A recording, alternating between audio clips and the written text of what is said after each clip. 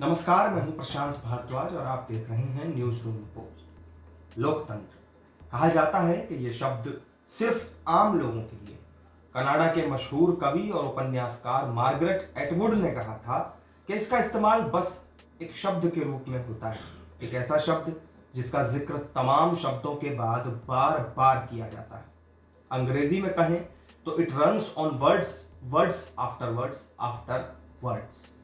दिलचस्प बात यह है कि जरूरी यह नहीं है कि इस शब्द का इस्तेमाल सत्तारूढ़ व्यवस्था के अनुकूल ही हो, क्योंकि जो सरकार के लिए फायदेमंद होता है वो उसके विरोधियों को अक्सर मुश्किल में डाल सकता है। हकीकत में फायदे और नुकसान के बीच बस यही द्वंद्वात्मकता होती है जो लोकतांत्रिक कल्पना के लिए मौलिक भी होती है।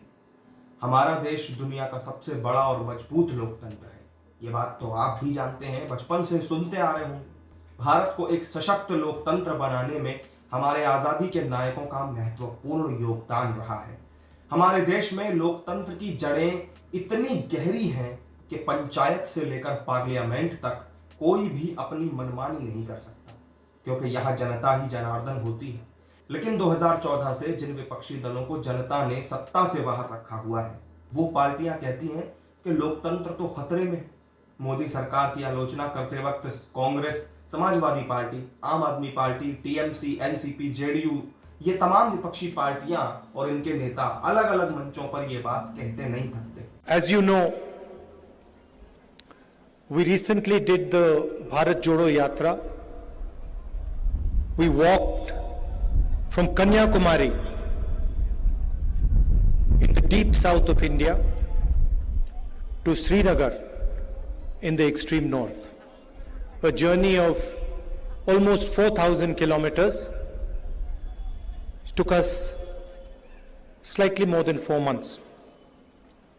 And the reason we were forced to do this was because the BJP and the RSS, who are running the government in India today, have captured every single institution of the Indian state. Whether it is parliament, or it is the media, it is the bureaucracy, the election commission, the judiciary, all these institutions are under pressure, are being attacked by the ideology of the RSS and the BJP. Rahul Gandhi तो London में भी भारत से लोकतंत्र के खात्मे की बात कह चुके हैं। अभी गुरुवार को ही जब कांग्रेस नेता पवन खेड़ा को असम पुलिस ने गिरफ्तार किया तो लोकतंत्र के खतरे में होने की दुहाई एक बार फिर से दी गई। विपक्ष आरोप लगाता है कि प्रधानमंत्री मोदी सत्ता पाने के बाद अहंकारी हो गए हैं, वो संविधान को खत्म कर देंगे, वो चुनाव में वोट देने का अधिकार लोगों से छीन लेंगे, उनकी सरकार देश के लिए खतरा है, वगैरह वगैरह। इस तरह के तमाम आरोप मोदी सरकार पर लगते हैं।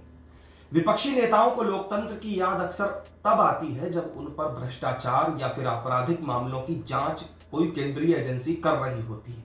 मसलन मनीष सिसोदिया हो, अरविंद केजरीवाल हो, राहुल गांधी हो या फिर सोनिया गांधी हो, या इनके अलावा भी कोई और विपक्षी चेहरा हो, जिसके भी खिलाफ सीबीआई या ईडी जांच करती है, उसे ही लोकतंत्र खत्म होता हुआ या फिर खतरे में पड़ता हुआ नजर आता है।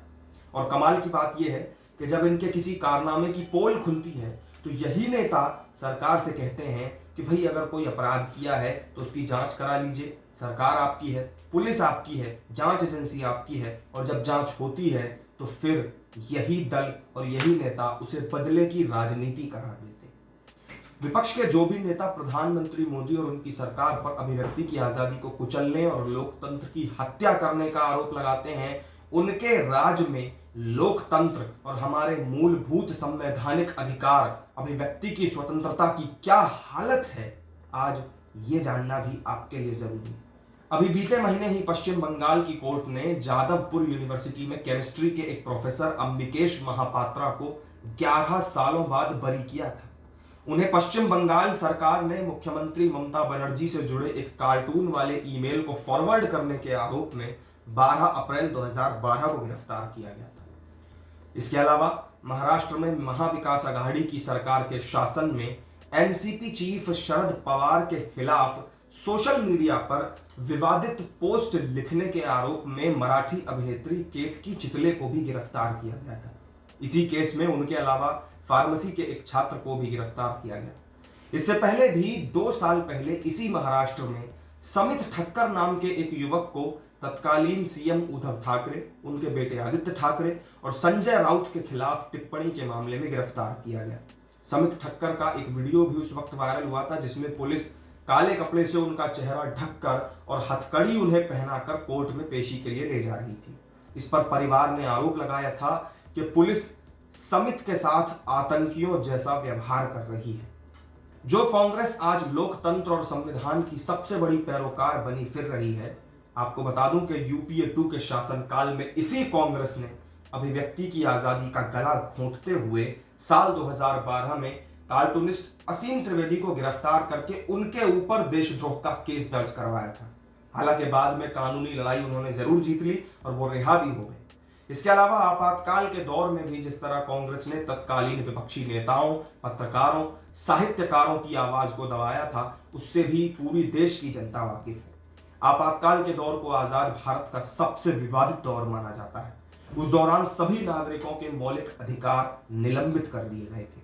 जयप्रकाश नारायण, अटल बिहारी वाजपेयी, लाल कृष्ण आडवाणी, जॉर्ज फर्नांडिस और इसके अलावा चंद्रशेखर जैसे दिग्गज नेताओं को भी उठाकर जेल में डाल दिया गया था। विपक्ष को यह समझना चाहिए कि लोकतंत्र की हत्या 1975 के उसी काले दौर में की गई थी।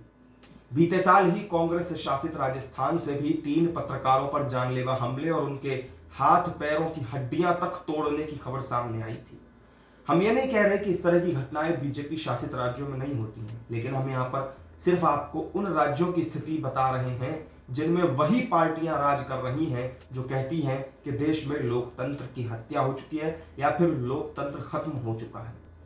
प्रधानमंत्री मोदी ने जब एक देश एक चुनाव के विचार को बढ़ावा दिया तो यही विपक्षी दल थे जिन्होंने आरोप लगाए कि मोदी इससे देश में चुनावी प्रक्रिया को प्रभावित करना चाहते हैं, वो इस प्रक्रिया को खत्म कर देना चाहते हैं।